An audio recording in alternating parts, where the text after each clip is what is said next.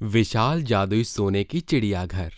बहुत समय पहले की बात है। एक भागलपुर नाम का गांव था जिसमें किशन नाम का एक किसान अपनी बीवी सविता और बेटी गायत्री के साथ रहता था। किशन के पास कुछ बीघा खेत थे जिसमें वो फसल उगाया करता था और उस फसल को ले जाकर बाजार में बेच देता था। फसल बेचकर उसे जो कमाई होती उसमें वो अपना गुजारा करता था। किशन की बेटी गायत्री पढ़ने में बहुत होशियार थी, अपने पूरे गांव में अव्वल आती थी। किशन अपनी बेटी को मन लगाकर पढ़ता देख बहुत खुश होता था और अपनी पत्नी सविता से बात करते हुए बोलता है, सविता, हम धन्य हैं कि हमें गायत्री जैसी बेटी मिली।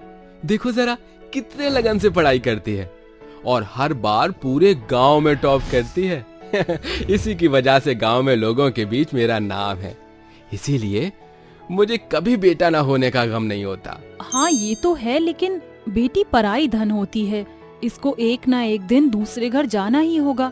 इतना पढ़ा लिख कर क्या फायदा, आखिर में इसको भी मेरी तरह चूल्हा चौका करना ही होगा। अरे ऐसा मत बोलो, हमारी बेटी कलेक्टर बनेगी और अच्छे घर में जाएगी, उसे किसी चीज की कमी नहीं होगी। यही देखकर मैं संतुष्ट रहूंगा कि मेरी बेटी को आखिर हमारी तरह दुख नहीं सहना पड़ेगा। हाँ ये तो है, लेकिन ज्यादा पढ़ा लिखाने के बाद इसे शादी करने के लिए लड़का मिलना मुश्किल हो जाएगा और हमारे पास इतने पैसे भी नहीं हैं कि हम दहेज दे सके। तब क्या होगा, आपने सोचा है? क्या सविता, तुम हमेशा उल्टा ही सोचती हो। अगर हमारी बेटी कलेक्टर बन जाएगी तो हमें इसकी शादी के बारे में इतना सोचने की जरूरत थोड़ी होगी। ये खुद कमाकर अपने पैरों पर खड़ी होगी। और ये सब तुम भगवान पर छोड़ दो, भगवान की कृपा रही तो सब सही होगा। अपने माता पिता की ये सब बातें सुनकर गायत्री भावुक हो जाती है और सोचती है, मेरे बाबा मेरे बारे में कितना सोचते हैं। वह गांव के दूसरे लोगों की तरह नहीं है जो अपनी बेटियों को पढ़ने नहीं देते। मैं सच में बहुत खुशनसीब हूँ जो मुझे ऐसे बाबा मिले। मैं बड़ी होकर बाबा को कलेक्टर बनकर दिखाऊंगी और उनके लिए अच्छा सा घर बनवाऊंगी जिसमें बाबा ऐशो आराम की जिंदगी जिएंगे।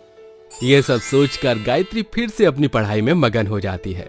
तो उधर से उसकी माँ सविता आती है और बोलती है, बस बस बहुत पढ़ाई कर ली, अब जरा घर के काम में मेरा हाथ बटा दे।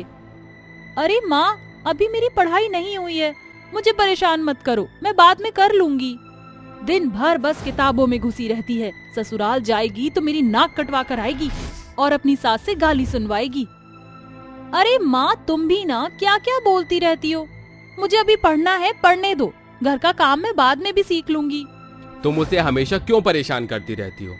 कितना बड़ा घर है हमारा, कितना काम है, खुद कर लो, उसे पढ़ने दो। उसकी परीक्षा है। बेटा, तू इनकी बातों में ध्यान मत दे, तुम अपनी पढ़ाई करो।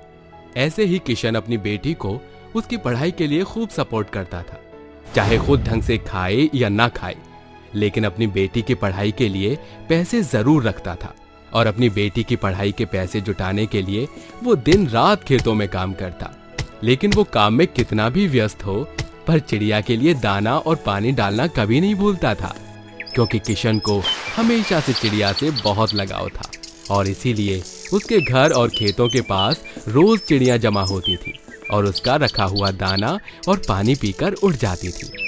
ऐसे ही सब कुछ सही चल रहा होता है कि एक दिन गांव का ठाकुर किशन के घर आता है और उससे बोलता है, क्या रे किशन, तू उधार कब तक चुकाएगा? इतने साल पहले तूने उधार लिया था और अभी तक तूने नहीं दिया, कुछ ज्यादा ही ढीठ हो गया है तू। इतनी बार बोलने के बावजूद भी तुझे नहीं दिया जा रहा तुझसे पैसा? नहीं मालिक, ऐसा कुछ नहीं है, बस फसल नुकसान होने की वजह से पैसे बच नहीं पा रहे हैं और इसीलिए मैं नहीं दे पा रहा था, लेकिन अब दे दूंगा। यह तो तू कितने महीनों से बोल रहा है, पता है ना तुझे। अब मैं कुछ नहीं सुनूंगा, पैसे दे वरना 2 दिन में ये घर खाली कर दियो। नहीं मालिक, ऐसा मत करो, मैं दे दूंगा, मुझे कुछ दिनों की मोहलत दे दो। ऐसा कहकर ठाकुर वहां से चला जाता है। फिर किशन और सविता ये सब सुनकर बहुत उदास हो जाते हैं और उन्हें समझ नहीं आ रहा होता है कि अब वो क्या करेंगे और कहाँ जाएंगे, क्योंकि उनके पास देने के लिए फिलहाल 1 रुपया भी नहीं होता। ऐसे ही 2 दिन सोचने में बीत जाते हैं और ठाकुर उनके घर आ जाता है और किशन के कितना हाथ पैर जोड़ने के बावजूद उनके घर को तोड़ देता है, जिसकी वजह से किशन बेघर हो जाता है और गायत्री सविता को लेकर वहां से रोते हुए चला जाता है। हे भगवान, अब हम क्या करेंगे और कहां जाएंगे? अब तो हमारे पास न रहने के लिए घर है और न खेती करने के लिए खेत। अब तो हमारी भूखे मरने की हालत हो गई है और ना ही कोई हमारी सहायता करने को तैयार है। हे प्रभु, अब मैं क्या करूंगा? पापा रो मत, सब सही हो जाएगा। भगवान हमारी मदद जरूर करेंगे। भगवान पर भरोसा रखो। इतने में वहाँ एक सुनहरे रंग की चिड़िया उनके पास आती है और बोलती है, क्या हुआ किशन काका, आप रो क्यों रहे हैं?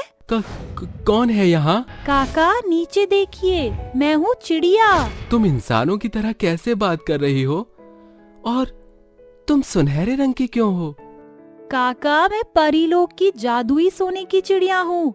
मैं एक दिन यहाँ धरती पर ऐसे ही घूम रही थी तो कड़ी धूप होने की वजह से मैं बहुत ज्यादा प्यास से व्याकुल होकर मूर्छित हो रही थी, पर आपके रखे हुए दाना और पानी पर मेरी नजर गई, जिससे मैंने अपनी प्यास बुझाई और फिर रोज मैं आपके खेतों में आने लगी।